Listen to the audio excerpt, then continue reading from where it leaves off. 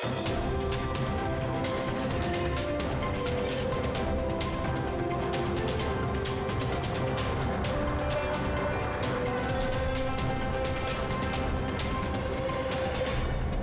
I am Mehin Hajiyev and you are watching English news program on Azərbaycan Televiziya.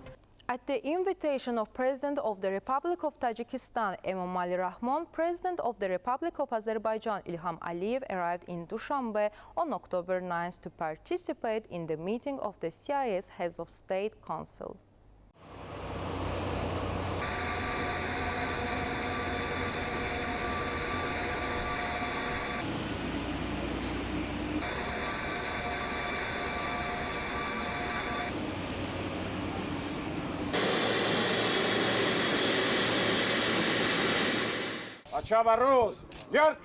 A guard of honor was arranged for the Azerbaijani president at Dushanbe International Airport. President İlham Aliyev was welcomed by Rustam Emomali, chairman of the National Assembly of the Supreme Assembly of the Republic of Tajikistan, and other officials.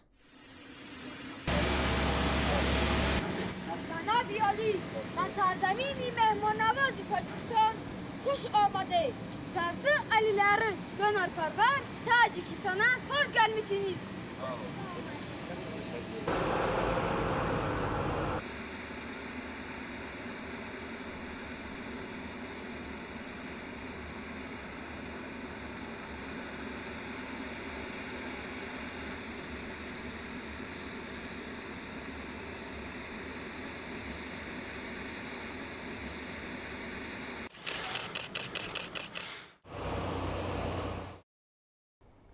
President İlham Aliyev held one-on-one meeting with President of Russia Vladimir Putin in Dushanbe.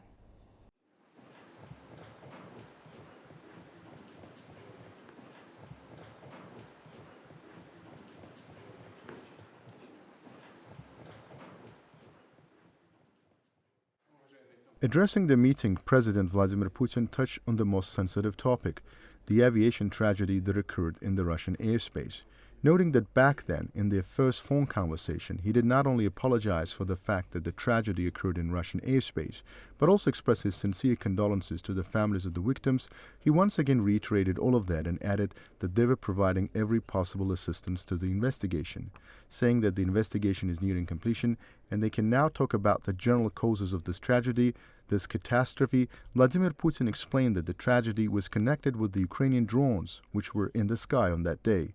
We were tracking 3 such drones that had crossed the Russian border on the night of the tragedy. The second reason is associated with some technical malfunction of the Russian air defense system itself.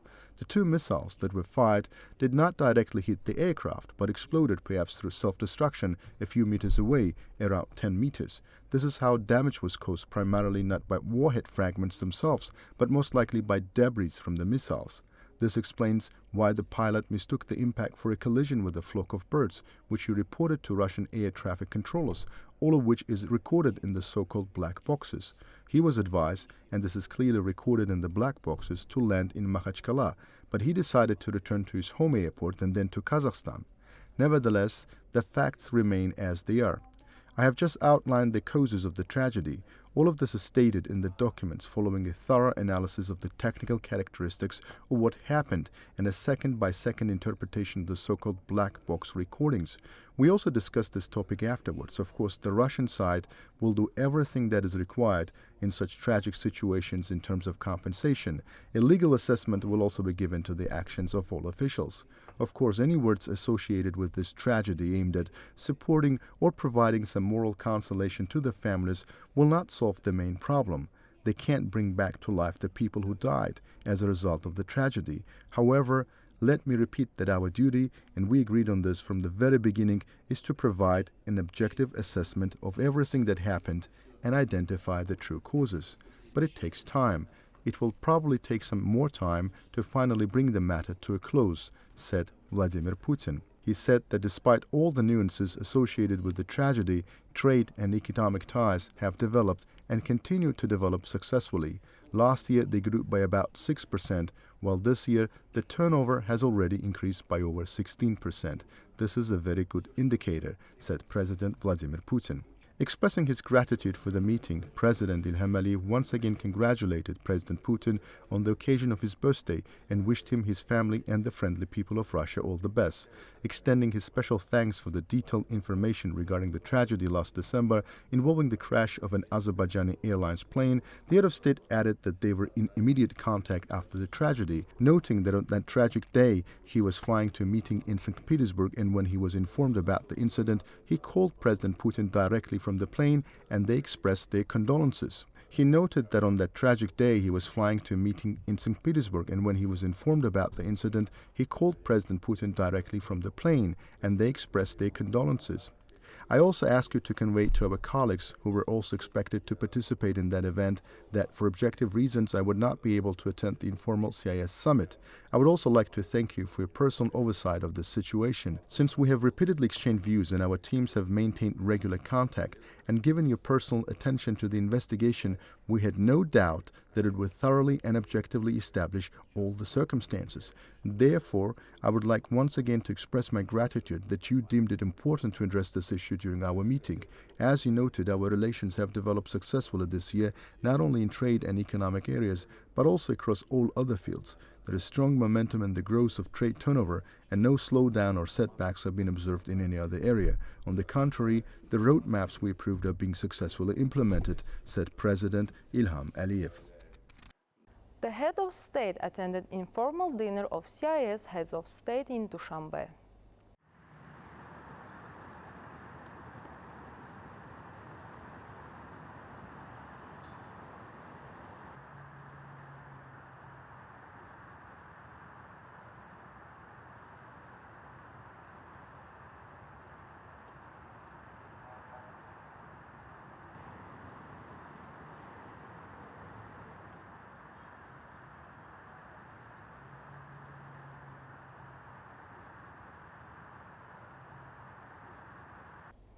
Since February 2021, an intensive process has been launched to search for burial sites presumably belonging to missing persons, including excavation, exhumation, and identification of discovered human remains. According to information as of October 1, 2025, the remains of approximately 800 individuals presumed to be missing persons have been discovered and recovered from the liberated territories. Currently, a team of experts is continuing search and excavation efforts in the Ağdərə district. Another mass grave has been discovered at a former combat position on a high ground. According to initial information, the remains of more than 10 Azerbaijani servicemen have been identified in this mass grave. Ali Nağıyev, Chief of the State Security Service and Chairman of the State Commission on Prisoners of War, Hostages and Missing Persons, stated during the international conference held within the framework of the Baku Dialogue on Missing Persons titled Uniting Efforts and Enhancing Cooperation for Addressing the Issue of Missing Persons. He noted that 3,990 individuals have been registered as missing with the State Commission. Of these, 3,984 went missing during the 1990s, the First Karabakh War, and 6 individuals went missing during the 44-day Patriotic War in 2020. Hazırda mütəxəssislərdən ibarət heyət Ağdərə rayonunda. As a result of forensic molecular genetic examination of the discovered human remains, the identities of 251 individuals who went missing during the First Karabakh War have been established. Information regarding 187 of them has already been made public. Their remains have been handed over to their families, and they have been buried in accordance with legal requirements and national religious traditions. October 9, 2020, on the 13th day of the Iron Fist operation, glorious Azerbaijani army liberated a settlement and several villages which were under the Armenian occupation. Also fully operational, different military vehicles which were in the possession of the enemy were taken as trophies. What other developments unfolded on the 13th day of the Patriotic War? Let's take a look. On the 13 days of the war, as the result of high combat capability of the Azerbaijani army, Hadrut settlement, Çaylı, Yuxarı Güzdək, Gorazıllı, Qışlaq, Qaracallı, Əfəndilər, Süleymanlı, and Sur villages were liberated from the occupation. President, Supreme Commander-in-Chief İlham addressed the nation to convey this news. Also on that same day, President İlham was interviewed by Connect the World program of CNN International Television Channel. Sky News TV channel aired the interview with President İlham. Units of the Azerbaijani army launching strikes on the enemy on the important directions of the front managed to fully limit the movement of the enemy and resolutely prevented its activity. 13 units of T-72 tanks, 2 units of infantry fighting vehicles, 4 units of BM-21 Grad multiple rocket launcher systems, 2 units of S-23 Akatsiya self-propelled artillery installations, 3 units of D-30 howitzers, 2 units of radar systems, and plenty of vehicles were destroyed. 6 units of T-72 tanks belonging to the 49th Tank Brigade of the Armenian Armed Forces in full operational condition were taken as trophies.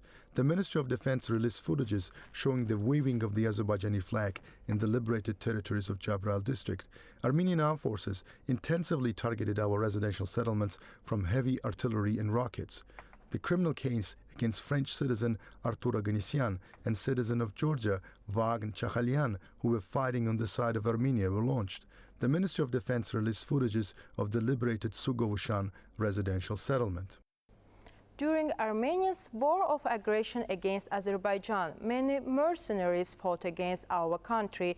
This has once again been confirmed by documents presented during the public trial of 15 Armenian citizens accused of committing crimes against peace and humanity, war crimes including the preparation and conduct of a war of aggression, genocide, violations of the laws and customs of war, as well as numerous other crimes resulting from Armenia's military aggression against Azerbaijan. To compensate for battlefield losses during the 44-day war, Armenia made significant efforts to recruit foreign nationals into its armed forces on the then-occupied territories of Azerbaijan. This is once again confirmed by documents presented in the public trial of 15 Armenian citizens, specifically in the episode titled "Mercenaries Involved in Military Operations." The investigation revealed that in 2020, Armenia and Armenian diaspora organizations abroad urged members of Armenian communities to urgently join the hostilities. As a result, foreign militants took part in military operations on Azerbaijani territories occupied by Armenia. The investigation material specifically named terrorist organizations such as WOMA, Asale, and others, including details of when and where their members were involved in combat. According to preliminary findings following the July 2020 clash in the Tovuz region, up to 1,000 mercenaries from various countries were brought to the Armenian city of Mehri. They were equipped with weapons and Armenian military uniforms before being deployed along the Mehri-Gafan-Lachin-Shusha route into occupied Azerbaijani lands. That was all for today. Thank you for being with us. Goodbye.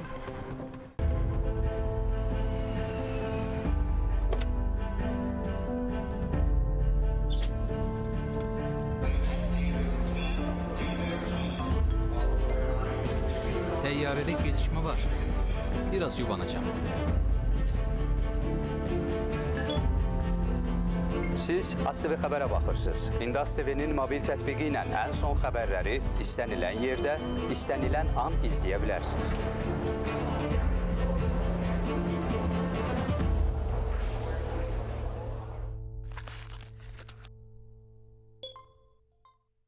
Azərbaycan Radyosu 105 FM.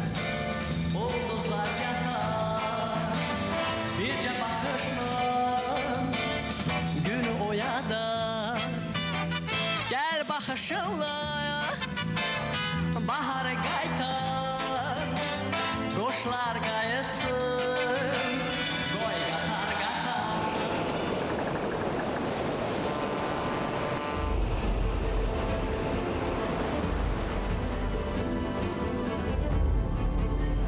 Hazırdır.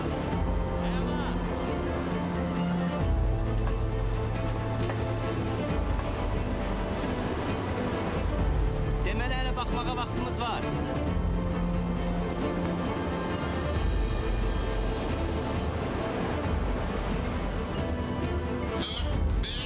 Azərbaycan Qranprisi start verildi. Aslında buradan 2 Williams'ı görürük. Davamı necə gələcək?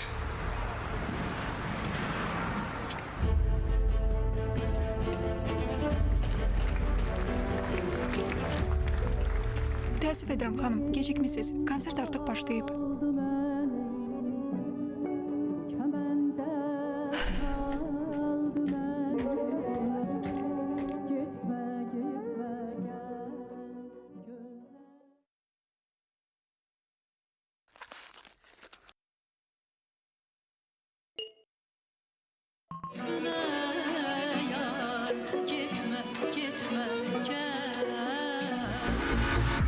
Artıq AzTV-nin yeni mobil tətbiqi ilə bizi istədiyiniz yerdə canlı izləyə biləcəksiniz. AzTV, İdman TV, Mədəniyyət TV, Azərbaycan Radiosu və Beynəlxalq Radio. Hamısı bir tətbiqdə, bir toxunuş uzaqlığında. Bunun üçün mobil cihazlarınızda Android üçün Play Market, iOS üçün App Store-dan AzTV mobil tətbiqini yükləyin.